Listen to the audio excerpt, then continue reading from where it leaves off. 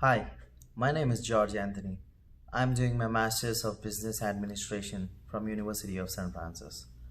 Today I will be doing an interview on a project based on human resource management and the topic would be diversity at workplace. I will be interviewing Alison Nerd and Angie Maffio from University of St. Francis, the Department of International Programs. Do you want to introduce yourself? Sure. I'm Angie Maffio. I'm the director of the International Programs Office here at University of St. Francis. Okay.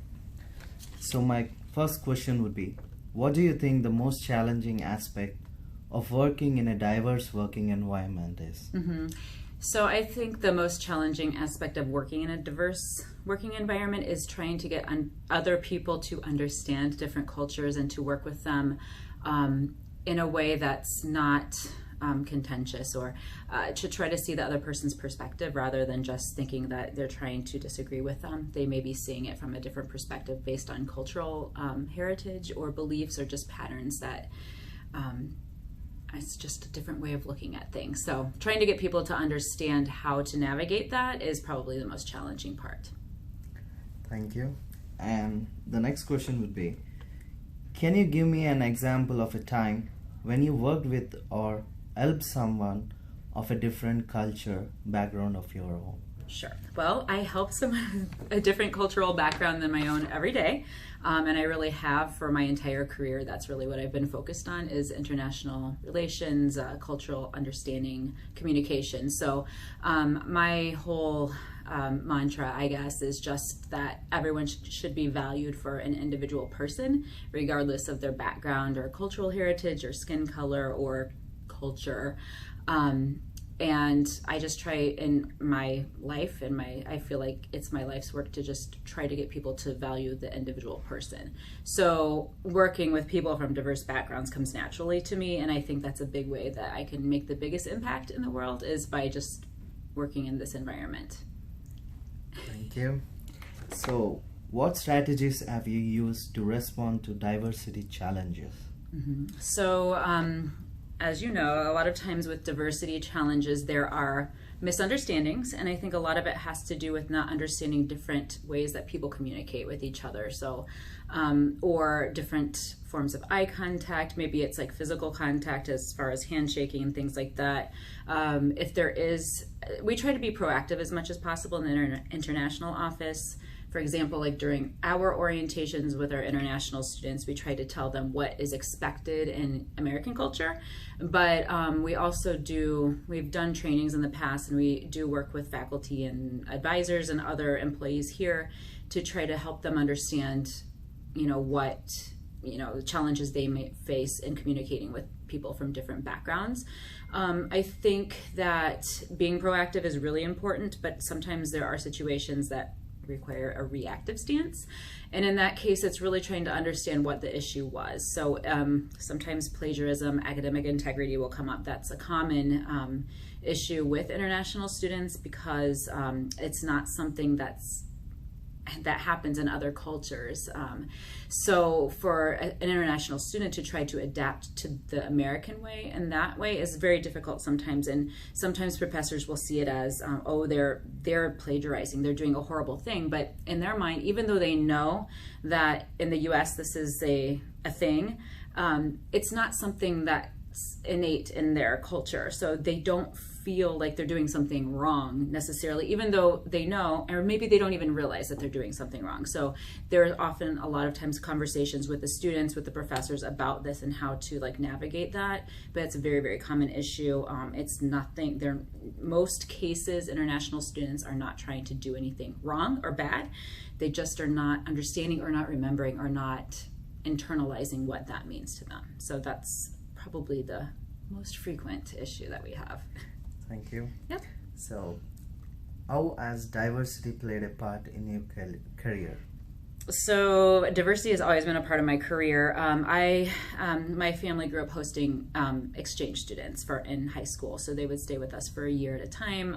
And then afterwards, I just got really interested in that. I studied political science, international studies, so I was always interested in how on the big scale, countries were interacting with each other, and then on a smaller scale, how humans are just humans, and what that means in the context of their countries coming into contact with each other. So like the US State Department, one of their biggest projects is international education to foster understanding between different people and connections between people, rather than like country, but just the person-to-person connections. A lot of the world leaders, most of them, I mean many of them, have had international study abroad types of experiences that help them understand person at an individual level rather than looking at, what is the country's politics.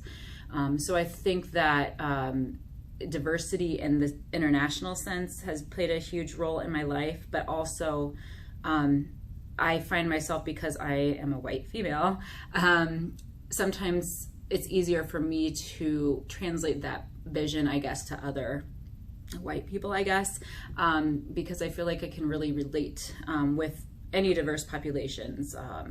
And I don't know, maybe in some way that helps them to be an ally and advocate for them. Whenever sometimes it's not really easy to understand what the other side, or, what diverse opinions are coming from or where they're coming from. So yeah, diversity is huge in my life and I love it. It exists in the world and we have to encounter people from all different types of places and backgrounds. So it's best to understand how we can work together rather than trying to find the differences. We can find the similarities with each other. So yeah. Thank you. That's a great answer. So what's your understanding of diversity and why it is important to your position? Well, again, it's kind of like the other questions, but diversity is important to my position because, everyone is, people in the US and Americans, everyone is diverse, to be honest. Everyone has their own personality and their own family backgrounds and things like that. So whereas you might have one conflict between two people who may look the same, as soon as you add another variable in there, like a cultural difference or a skin color difference or a language barrier, it just makes that conflict a little bit more magnified. So diversity, understanding what diversity is, and just understanding the differences that people bring to the table, it's really important. And in international education, obviously, we're sending students abroad to other countries. We would like to have them have an understanding, some cultural competence about what it's like to live in a different culture, and rather than just, having one viewpoint and one way of life that you've grown up with, or one cultural context, one political context, but what is it like to live in another country? What do the people there think? It's interesting to see that because a lot of times they have no idea how educated the rest of the world is and how really self-centered in a way Americans can be. They don't know a lot about, in many cases, they don't know a lot about the rest of the world, partially because our country is really big, but also partially because of what the media puts out there.